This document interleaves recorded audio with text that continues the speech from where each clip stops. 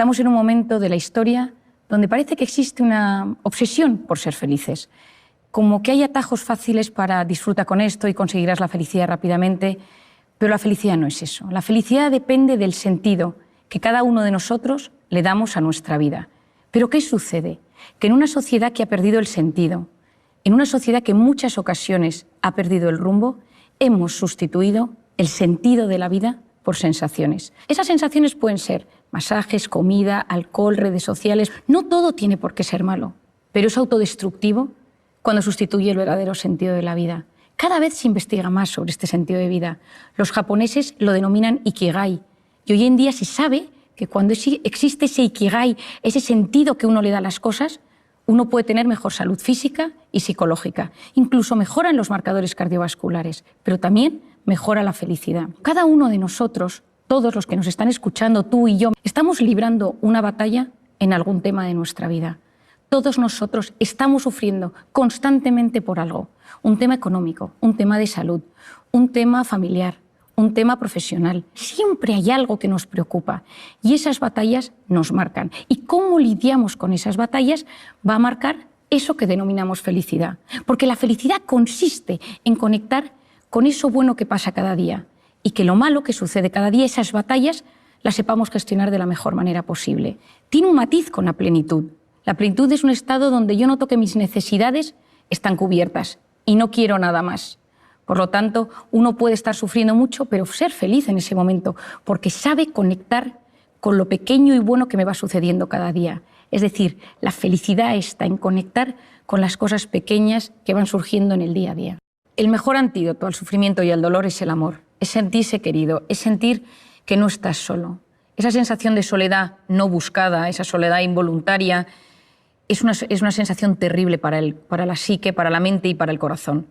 Y por eso en muchas ocasiones, cuando uno está solo, tener a alguien, una persona vitamina, una persona que te apoye, una persona que te escucha, que no te juzga, que te entiende, la que le cuentas algo y automáticamente te hace sentirte mejor. Que da igual que haga un año que no la veas, que sabes que con esa persona las cosas son mucho más sencillas, ¿no? Esa sencillez en las relaciones humanas que tanto ansiamos.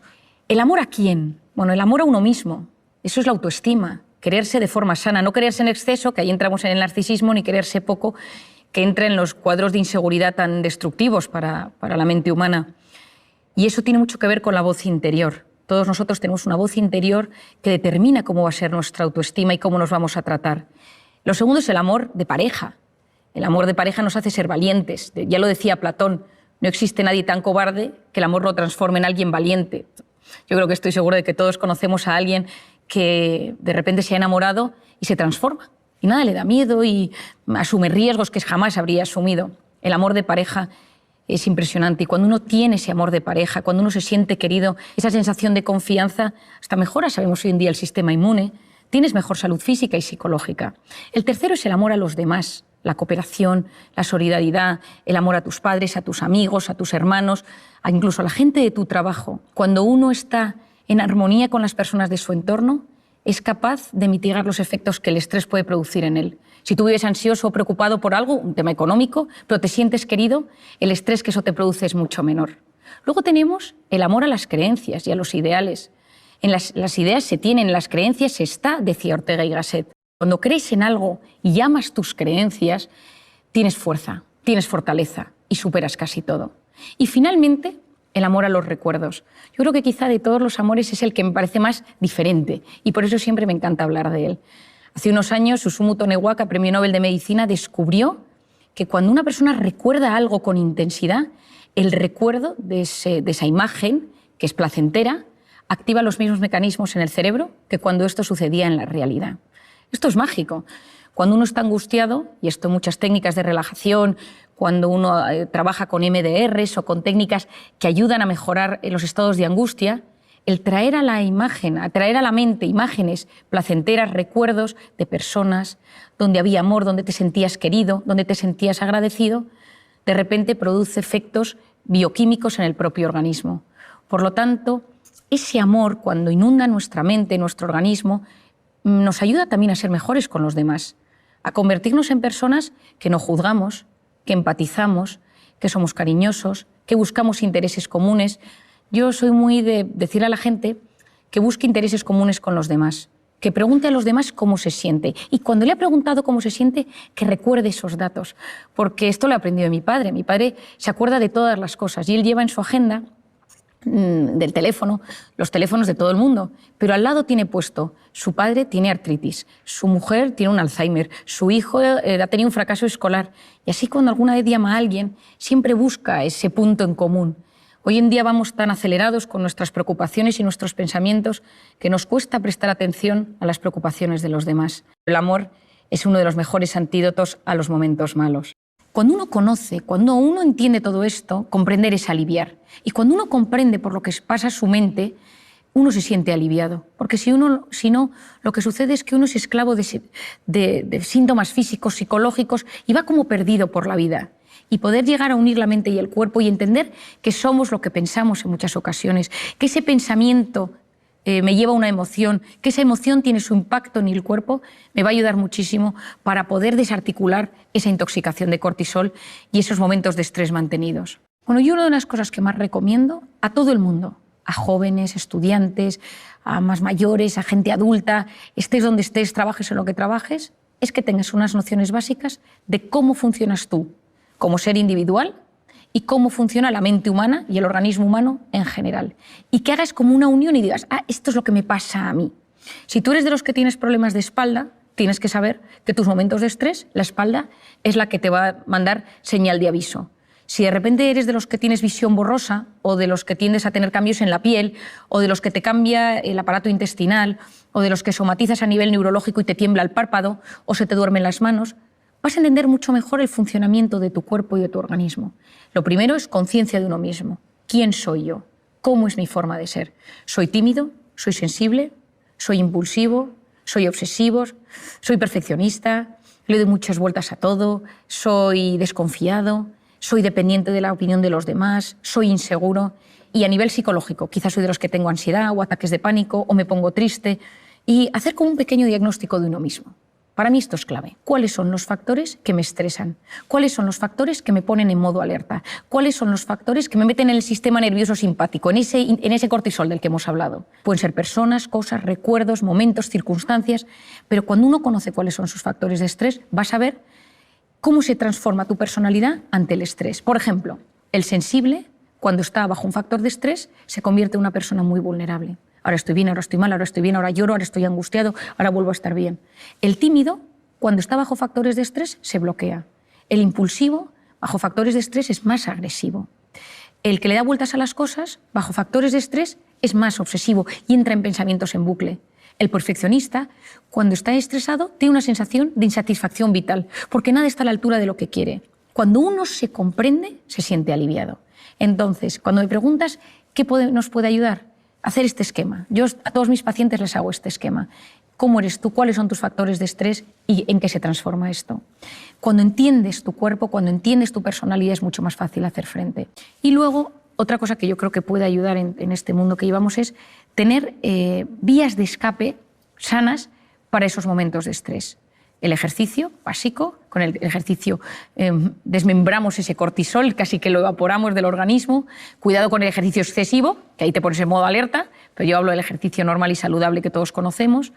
También recomiendo la educación de esa voz interior, es decir, cuidado, porque sabemos ya que esa voz interior va a tener un impacto en mi vida, entonces que mi voz interior sirva para apoyarme y no para hundirme, hacer un diagnóstico, cómo me trato yo. Lo tercero es las personas con las que me rodeo, cuidado, que a veces parte del problema es que vivo rodeado de personas que me meten en modo alerta. Cuarto, el ser humano no está diseñado para vivir en el sistema nervioso simpático constantemente. Un poquito me puede ayudar a de repente ser profundamente eficiente, profundamente efectivo, para llegar a las cosas de la mejor manera posible. Pero si lo mantengo en el tiempo, corro el gran riesgo de enfermarme. Por eso lo importante es salir de vez en cuando de ese modo alerta, de ese sistema nervioso simpático, al parasimpático, al de la meditación, el de la relajación, el de la respiración, la conexión con uno mismo, conexión con los demás, conexión con lo grande, con la trascendencia, porque cuando soy capaz de desconectar del modo alerta para conectar con el modo relajación o con el modo parasimpático, recupero a mi organismo, recupero mi mente, recupero mis habilidades, incluso recupero mi sistema inmunológico para volver a hacer frente a los desafíos que me van surgiendo en el día a día. Es decir, la vida no es lo que es. Hay cosas que, lógicamente, son más o menos realistas, pero lo importante es la interpretación que hacemos de lo que nos sucede. Y todos nosotros interpretamos la vida de una y otra manera, dependiendo de una serie de factores. Lo voy a dividir en 3. El primero es el sistema de creencias. Todos nosotros tenemos unas ideas prefijadas sobre cómo debe ser la vida, cómo quiero que me traten, cómo quiero que se gobierne el mundo. Es decir, a nivel ético, a nivel moral, a nivel personal, a nivel económico. Yo quiero vivir en este tipo de casa, yo quiero que mis jefes me traten así, yo quiero que mi pareja me trate de esta manera, yo quiero que mis hijos sean así, yo quiero... O sea, tenemos unas expectativas, unas aspiraciones personales, profesionales, tanto nuestras, de nuestro entorno, pero también de cómo debe ser gestionada la vida. O sea, hay palabras, personas, personajes que, dichos, generan automáticamente una reacción. Y eso es el sistema de creencias. Hasta el más tolerante tiene un sistema de creencias limitante. ¿Por qué? Porque muchas veces queremos que nuestros hijos sean ingenieros, médicos, y de repente te viene un hijo, estoy pensando en una paciente que tengo, que le dijo que quería ser pianista, toda la familia son ingenieros, y la madre no lo entendía, dejó de hablarle porque para ella era un drama, pero su hijo tenía un don para el piano, pero ella no lo podía percibir, ella no lo veía. ¿Por qué? Porque su sistema de creencias era que todo lo que no fuera ser ingeniero era un problema, porque venían de no sé cuántas generaciones de ingenieros en la familia y el tema del piano le parecía que era una cosa que no tenía ni pies ni cabeza. Muchas veces hay que romper nuestro sistema de creencias. Yo creo que lo más importante es conocerlo. ¿Cuál es el mío? Y todos tenemos un sistema de creencias que hace que las cosas que nos cuenten o que nos sucedan las vamos a interpretar de una u otra manera según ese sistema de creencias. Y es lo más difícil de cambiar.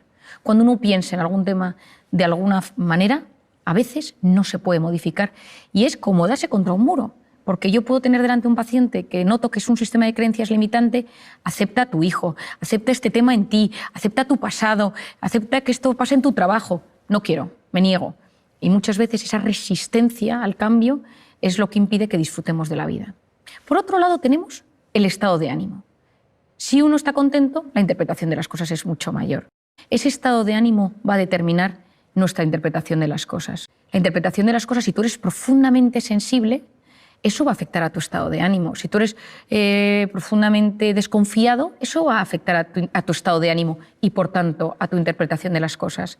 Y a veces en esta vida, si lo que quieres es ser un poco más feliz, esa felicidad de la que estamos hablando, a veces lo que tienes es que ir a ver esa cosa de tu forma de ser, que es tu talón de Aquiles y que te impide disfrutar del día a día. Si eres de los que se queja, si eres de los que vas de víctima, trabajar la personalidad, porque eso automáticamente mejora tu estado de ánimo y eso automáticamente mejora tu interpretación de las cosas. Nuestro cerebro recibe constantemente muchísima información, a través de los sentidos, especialmente a través de la vista, pero a través de los sentidos.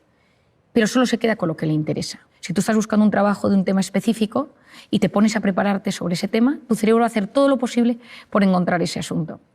Yo he contado muchas veces una anécdota que me pasó hace unos años cuando, estudiando la carrera, me fui a las Naciones Unidas a un evento, una entrega de premios, y el rector de mi universidad me pidió que buscara a Kofi Annan, entonces el secretario general de las Naciones Unidas. Y yo me empecé a preparar todo tipo de cosas sobre Kofi Annan y por si me lo encontraba para invitarle a mi universidad a un evento que había. Y nunca había Kofi Annan, pero en un momento dado, en pleno evento, fui al baño y me encontré con una señora rubita, de tez muy pálida, y empecé a hablar con ella y le conté varias cosas, le conté cómo funcionaban las Naciones Unidas, los premiados de ese evento al que íbamos, y nada, me despedí de ella. Y el día que volví a Madrid, esta señora estaba en el avión y la fui a saludar. Dije, qué curioso, la señora del baño. Y estaba sentada al lado de un tipo al que me presentó que era Kofi Annan, que era su marido. Y entonces yo muchas veces me pregunté, ¿no? ¿Cómo es posible? Bueno, yo había estudiado a Kofi Annan y probablemente mi mente había captado fotos con su mujer. Y cuando la vi, la distinguí. Es decir, decía Louis Pasteur o decían, bueno, la suerte favorece a la mente preparada. Hay que prepararse, hay que estudiar, hay que saber. Porque el que se prepara, el que estudia, el que sabe, percibe mejor las oportunidades. Una persona con voluntad llega más lejos que una persona inteligente. La voluntad es la capacidad de posponer la recompensa. Y hoy en día estamos en un momento donde lo quiero todo y ahora. Y quiero sentir ahora. Y quiero la gratificación instantánea ahora. Es decir, en vez de que yo lo quiero todo ahora, lo que necesito, yo fortalezco mi voluntad poniéndome pequeños retos. Voy educando mi voluntad y soy capaz de llegar mucho más lejos en la vida. ¿Y eso qué me va a ayudar? Uno, que cuando me aburro y dejo que mi mente se vaya y que vaya y venga y tal, ningún gran descubridor llegó a sus resultados y a sus conclusiones en un momento frenético. Nunca. Uno estaba bajo un árbol y vio caer una manzana, el otro paseaba por los jardines de Atenas, otro... Es decir, en un momento de paseo, de parasimpático, de relax, de repente, clink, salió una idea. En un momento de estrés frenético, no llegas a los grandes temas de la vida. Vas de forma superficial y no profundizas. Es que hay un tema interesantísimo y es que nosotros esculpimos nuestro cerebro en tiempo real según a qué prestamos atención.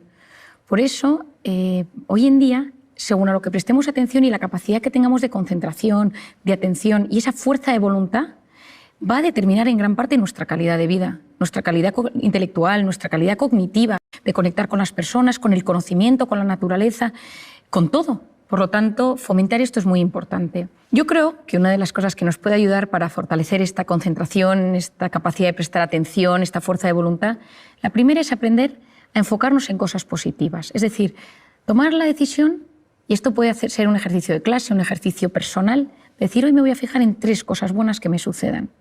Y hablar de esas 3 cosas. Basta mirar algo con mucho interés para que se vuelva interesante.